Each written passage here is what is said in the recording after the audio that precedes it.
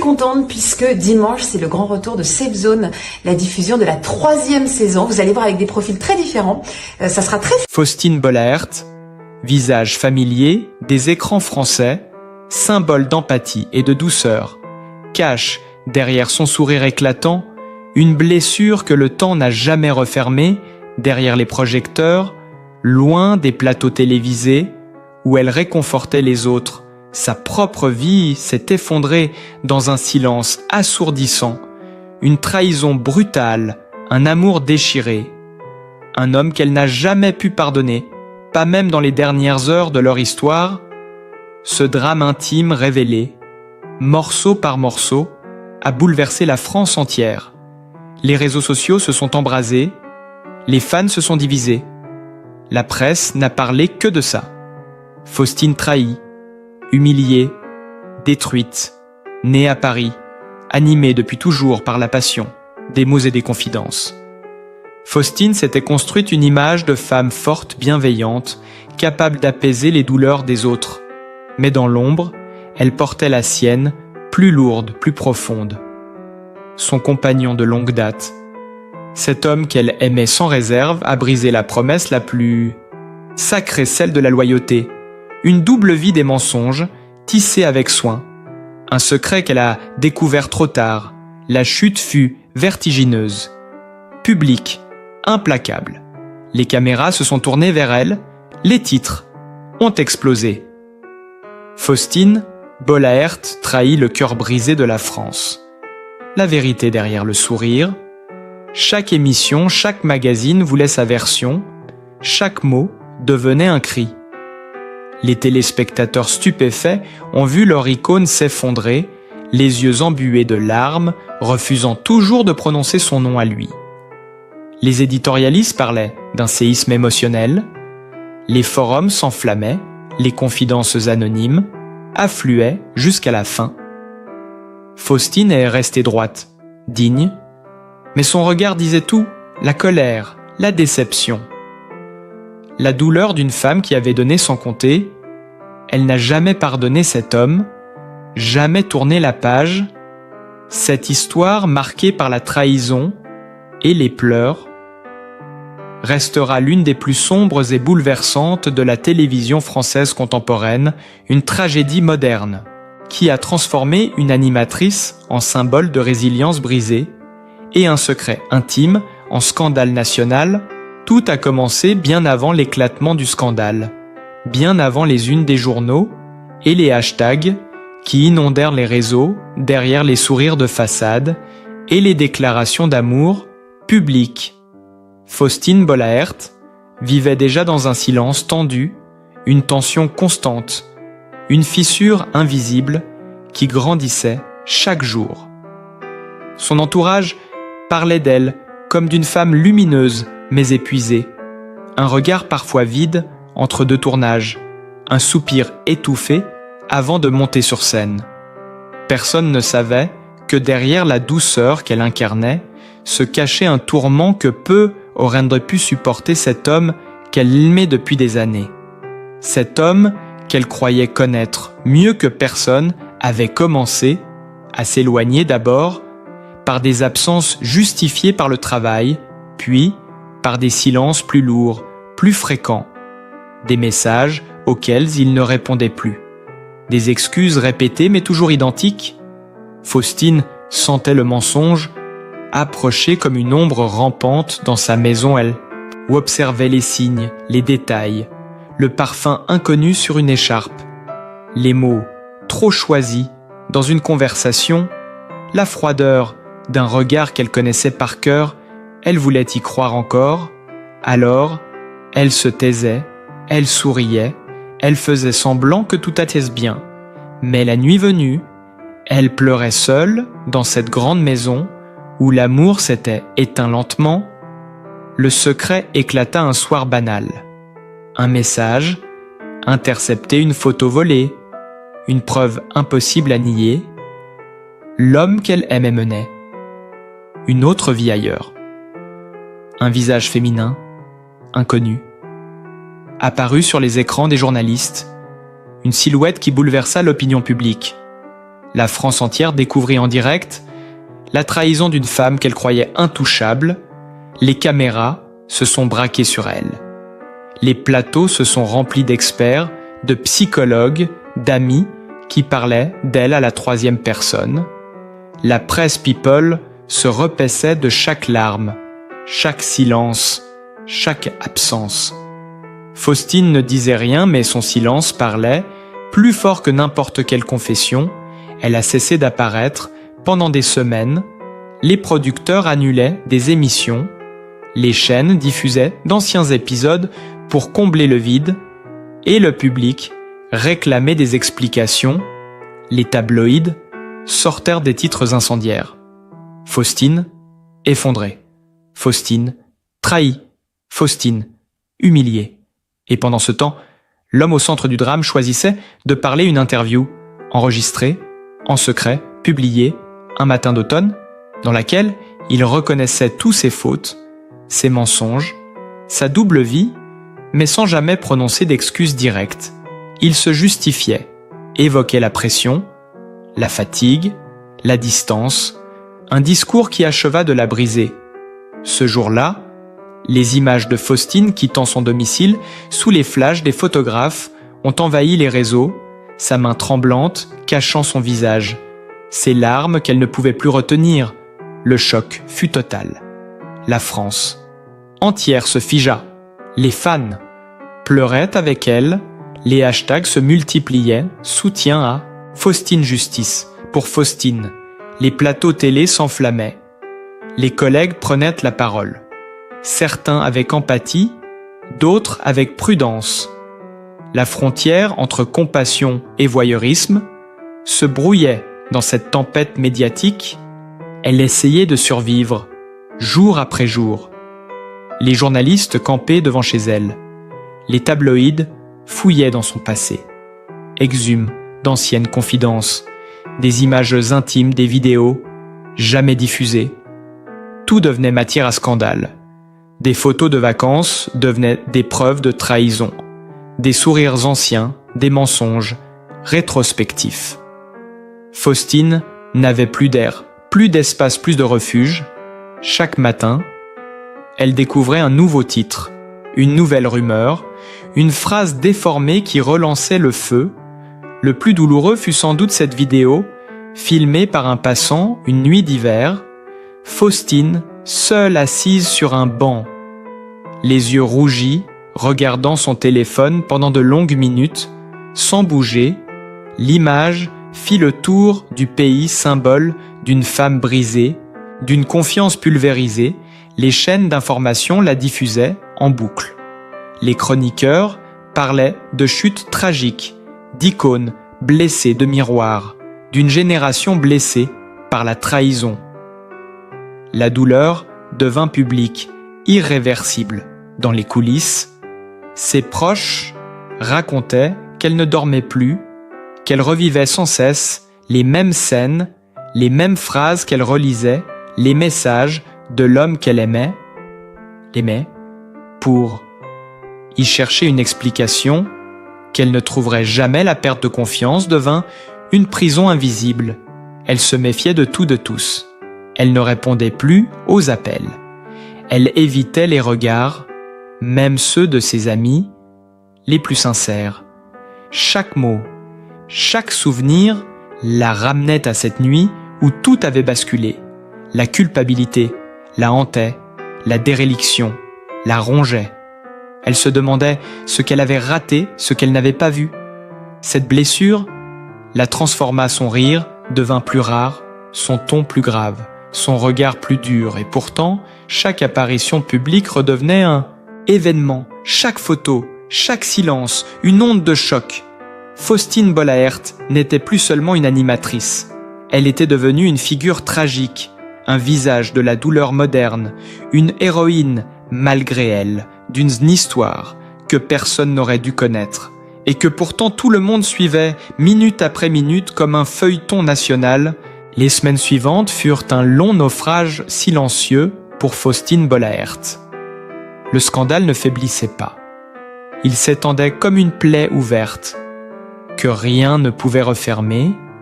chaque tentative de tourner la page se heurtait à une nouvelle fuite, une rumeur, un détail relancé par les médias, un message audio dévoilé sans son accord, un enregistrement de leur dernière dispute publié par un magazine du dimanche. La voix de Faustine tremblante, blessée, criant la vérité au milieu des sanglots. Ce moment intime arraché à sa douleur fit l'effet d'une bombe. Les chaînes d'information interrompirent leur programme pour diffuser le son en boucle. La France entière entendit la détresse nue d'une femme trahie sans filtre, sans mise en scène, ni artifice. Le choc fut total. Le pays entier avait l'impression d'assister à l'éclatement d'une âme. En direct, certains pleuraient un d'autre, s'indignaient beaucoup, se taisaient.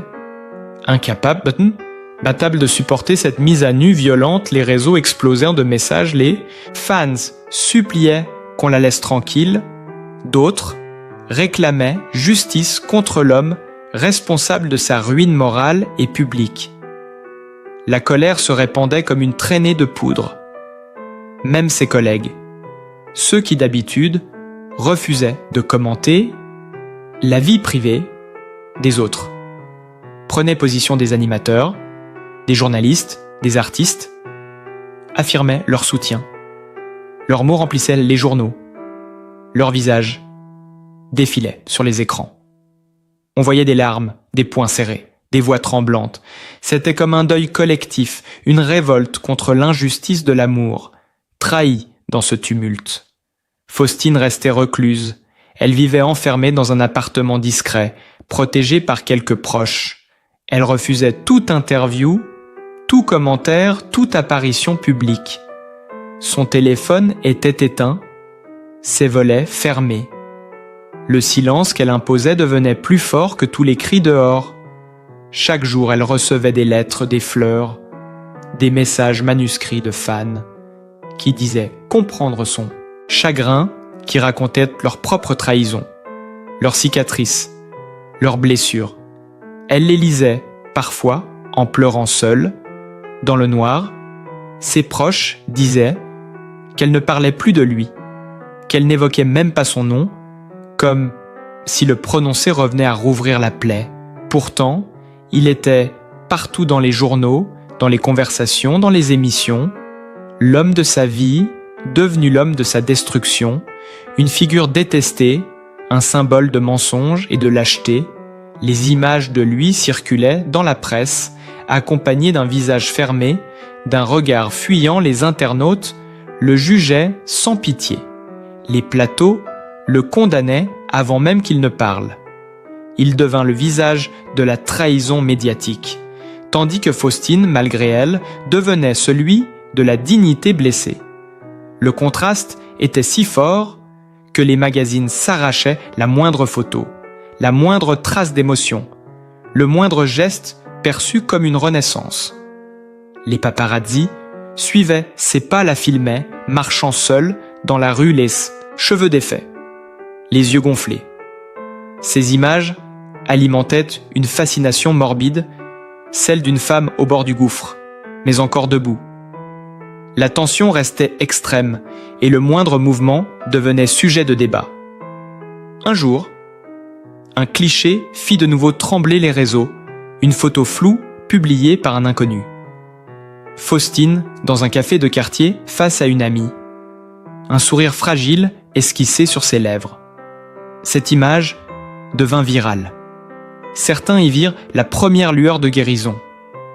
D'autres, un masque de survie. Les journaux titraient « Faustine renaît ». Faustine tente d'oublier, mais la vérité c'est qu'elle n'oubliait rien chaque nuit, la ramenait à cette douleur, à cette humiliation publique, qu'aucune gloire ne pouvait effacer. Elle revoyait ses messages, qu'elle n'aurait jamais dû lire, ses photos, qu'elle n'aurait jamais dû découvrir. Cette voix qu'elle n'aurait jamais dû entendre. Les mots de cet homme résonnaient encore. Comme un écho venimeux, elle se répétait qu'elle ne lui pardonnerait jamais. Et cette promesse devint sa seule armure. sa manière de tenir face à l'effondrement moral qui la menaçait dans cette guerre invisible entre le pardon et la rancune. Elle choisit le silence, un silence plein de rage et de regret. La France regardait fascinée, impuissante, ce drame humain transformé en spectacle collectif, et derrière les rideaux fermés, Faustine Bollaert luttait seule contre le vide que la trahison avait laissé dans son cœur. Les mois passèrent, mais la douleur resta intacte. Elle vivait dans une sorte de demi-lumière, suspendue entre le besoin de se reconstruire et l'impossibilité d'oublier. Chaque jour ressemblait à une bataille intérieure qu'elle menait seule contre les souvenirs, contre l'humiliation, contre le vacarme du monde qui refusait de la laisser en paix. La télévision continuait d'exploiter son nom, les magazines s'emparaient de la moindre rumeur, la moindre photo, la moindre parole pour relancer. Le drame, les producteurs parlaient d'elle comme d'un mythe vivant. La femme qui avait tout perdu et qui pourtant restait droite, inatteignable. Un soir, une émission spéciale diffusa un documentaire non autorisé retraçant sa chute. Les images intimes y étaient entrelacées avec des témoignages d'anciens collègues, de proches, de soi-disant amis. Chacun y allait de son interprétation. Certains parlèrent d'une femme trop sensible, d'autres d'une perfection trop lisse, qui avait fini par se fissurer quand le documentaire fut diffusé. Le pays entier se figea, les auditeurs pleuraient devant leurs écrans, les réseaux implosèrent, les critiques dénonçaient la cruauté de l'exposition, la cruauté d'un monde où la douleur devient divertissement. Le lendemain, Faustine réapparut pour la première fois depuis des mois sur une photo prise devant la mer, un cliché volé simple brut, sans maquillage, les cheveux au vent, le regard perdu, au loin. Cette image devint iconique, le symbole d'une femme qui malgré tout existait encore debout. Fragile, mais debout, les fans envahirent Internet de messages d'amour. Les journaux titrèrent « La Renaissance impossible ». Faustine, la survivante, pourtant, derrière cette façade d'endurance, la réalité restait insoutenable. Elle ne dormait presque plus. Elle se réveillait au moindre bruit, comme si chaque souffle pouvait ramener le passé. Elle revivait sans cesse le même instant. La même douleur, celle du moment où elle avait compris que tout s'effondrait, le souvenir du message, le souffle coupé, le corps glacé, les larmes qui ne venaient plus. Elle ne ressentait plus rien que le vide. La trahison avait tout englouti. Même la colère ne lui appartenait plus. Elle était devenue une part d'elle, un organe nouveau qui battait au rythme du manque. Son entourage tentait de la ramener à la vie. Un jour, une amie lui proposa de reprendre la parole à la télévision, pas pour se justifier, mais pour parler du silence, pour transformer la honte en force. Elle hésita longtemps, des semaines passées à douter, à se cacher, à pleurer, et finalement, elle accepta le jour du tournage. Fut une épreuve. Son cœur battait si fort qu'elle crut s'évanouir. La caméra s'alluma, les projecteurs brûlaient sa peau, et dans ce moment suspendu, elle sentit que tout le pays la regardait. Elle parla sans trembler d'une voix grave, lente, posée. Elle parla de la trahison, de la perte de confiance, de l'impossibilité du pardon. Elle dit que certaines blessures ne se ferment pas, qu'elles deviennent des cicatrices visibles pour que d'autres sachent ce qu'elles coûtent. Ces mots bouleversèrent la France. Des millions de téléspectateurs regardaient, en silence. Certains pleuraient, d'autres l'admiraient. Les journalistes saluèrent la dignité, la force, la lucidité de son témoignage. Mais Faustine, en quittant le plateau, sut qu'elle n'avait rien refermé. Elle avait juste ouvert un peu de lumière dans un tunnel sans fin. Cette confession devint virale. Ces phrases reprises partagées, détournées, gravées sur les réseaux, la France entière semblait respirer avec elle, comme si son courage lavait les blessures de tous ceux qui avaient un jour aimé sans retour, et pourtant le soir venue seule dans son appartement, elle sentit de nouveau la morsure du manque. La solitude qui revenait plus lourde, plus réelle, car désormais elle avait livré son âme au monde et le monde s'en nourrissait.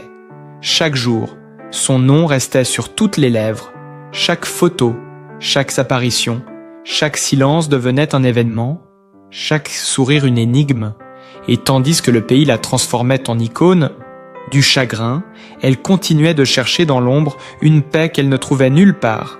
Les saisons se succédèrent, mais rien ne s'effaçait vraiment. Tout semblait suspendu dans une lente agonie médiatique chaque fois qu'elle tentait de s'éloigner de la tempête.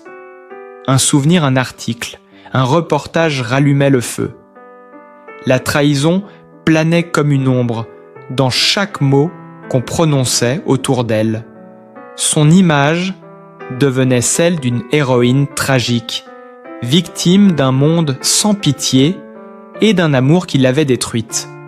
Les producteurs continuaient de l'appeler les magazines, lui proposaient des couvertures exclusives, des interviews larmoyantes, des confessions filmées qu'elle refusait toujours la presse, interprétait son silence comme un message, un refus noble ou une rancune éternelle. Le public y voyait de la force, certains y voyaient du mépris, d'autres une souffrance muette et intouchable. Elle vivait enfermée entre les interprétations. Chacun faisait de Faustine ce qu'il voulait, une icône, une victime, une légende, un miroir de sa propre douleur, mais personne ne voyait la femme réelle, celle qui se levait chaque matin avec la gorge serrée et le cœur vide, celle qui redoutait la lumière du jour parce qu'elle ramenait avec elle les visages, les voix, les images qu'elle voulait oublier. Il y eut pourtant un moment de rupture, une soirée d'hiver, alors qu'elle assistait discrètement à une cérémonie télévisée. Elle apparut brièvement sur le tapis rouge, vêtue de noir. Le regard sombre et déterminé, cette image fit exploser les réseaux sociaux, le hashtag Son retour devint viral. Les caméras la suivirent dans la salle où elle resta, droite, immobile sous les flashs. Elle ne souriait pas, elle ne fuyait pas. Elle affrontait le monde comme on affronte un juge, cette nuit-là. Les médias parlèrent de renaissance, mais ce n'était pas un retour, c'était une revanche silencieuse, le symbole d'une femme qui refusait de disparaître. Les applaudissements furent longs, sincères, parfois étouffés par l'émotion. Même ceux qui jadis avaient alimenté le scandale s'inclinèrent devant cette présence magnétique et, douloureuse, les journaux titrèrent « Faustine plus forte que jamais », mais la vérité c'est qu'elle n'était pas plus forte, seulement plus lucide. Elle savait désormais qu'elle ne guérirait jamais complètement, que la confiance perdue ne revient pas, que le pardon n'est pas toujours une issue, mais parfois une trahison de soi-même. Dans les coulisses, après la cérémonie des caméras, captèrent une scène brève, un regard, un échange entre elle et une ancienne collègue. Des mots à peine audibles, une larme discrète. Cette image, reprise au ralenti, devint virale, encore une fois comme si tout ce qu'elle faisait devait être scruté, décortiqué, sublimé ou détruit. Dans les jours qui suivirent, des extraits d'anciennes émissions refirent surface des séquences où elle parlait de fidélité, de vérité, d'amour. Ces archives résonnaient comme des prophéties brisées. La France entière découvrait la profondeur de sa douleur à travers ses propres mots d'autrefois. Dans les forums, les spectateurs analysaient chaque phrase, chaque geste, cherchant à comprendre quand le mensonge avait commencé, où la faille s'était ouverte. La fascination devenait presque religieuse. Faustine n'était plus seulement un nom, elle était devenue un mythe, une mémoire collective de la trahison et de la résistance, une figure du chagrin sublimée par la lumière des écrans. Et pourtant derrière le mythe, il restait une femme vivante, respirant lentement dans le silence d'un appartement trop grand. Les rideaux tirés, les journaux empilés sur la table, un téléphone éteint, une photo, retournée dans un cadre, le souvenir d'un amour qu'elle aurait voulu croire éternel et qu'elle portait désormais comme une croix. Les nuits de Faustine Bollaert étaient devenues des territoires sans repos où les ombres du passé rôdèrent sans relâche. Le silence de son appartement se mêlait aux battements irréguliers de son cœur et au lointain bourdonnement de la ville. Elle errait d'une pièce à l'autre, incapable de trouver le sommeil. Ses pensées tournaient comme un film qu'on ne peut pas arrêter. Les scènes se rejouaient encore et encore. Les mots de cet homme, sa voix, ses mensonges, les messages retrouvés, les photos interdites, le visage de celle qui avait tout bouleversé, tout cela formait un kaléidoscope de douleurs qu'elle portait en elle comme une seconde peau. Au fil du temps, elle avait appris à dissimuler sa souffrance, à la transformer en quelque chose de presque beau, une mélancolie maîtrisée, un chagrin digne, une tristesse qu'elle portait comme un vêtement de soie. Mais à l'intérieur, c'était toujours la même tempête, la même rage, rentrée, la même incapacité. À pardonner, elle avait essayé pourtant des mois entiers, essayé pourtant. Passé à chercher une raison, à relire les lettres, à réécouter les souvenirs, à analyser chaque regard, chaque silence. Elle avait cherché la faute en elle, comme toutes les victimes d'un amour trahi. Elle s'était accusée d'avoir trop aimé, d'avoir été naïve, d'avoir cru à l'éternité des promesses. Mais rien ne calmait la brûlure. Elle vivait avec une douleur qui n'avait plus de mots, plus d'explications, seulement une présence constante comme une cicatrice invisible qui tirait à chaque... Elle respira profondément, comme pour absorber d'un seul souffle toutes les années perdues et les souvenirs qui l'étouffaient. Le ciel de Paris derrière sa fenêtre commençait à s'éclaircir, et dans cette pâleur de l'aube, elle sentit qu'un chapitre se refermait, enfin. Ses mains cessèrent de trembler, ses larmes séchèrent d'elles-mêmes. Elle comprit qu'il n'y avait plus rien à attendre, ni de lui, ni de cette douleur qu'elle portait en elle. Elle avait touché le fond de l'abîme, et de cet abîme, elle allait remonter peu à peu, transformée, marquée mais debout. Ses yeux se levèrent vers le jour nouveau, et pour la première fois depuis des mois, elle sentit une étincelle de liberté. Le silence n'était plus une prison, mais un abri, un espace pour respirer et pour écrire.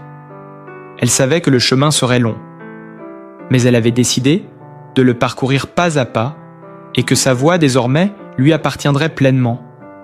À elle seule, à celle qui avait souffert, mais qui n'avait pas cédé, et à celle qui parlerait enfin, non pour se plaindre, mais pour éclairer d'autres chemins.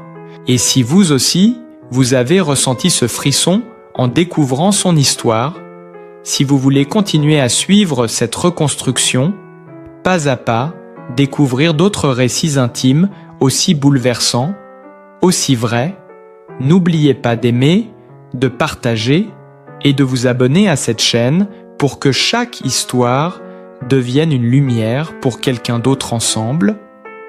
Faisons résonner ces voix brisées mais debout et construisons un espace où chaque mot, chaque témoignage peut devenir un souffle de force et d'espoir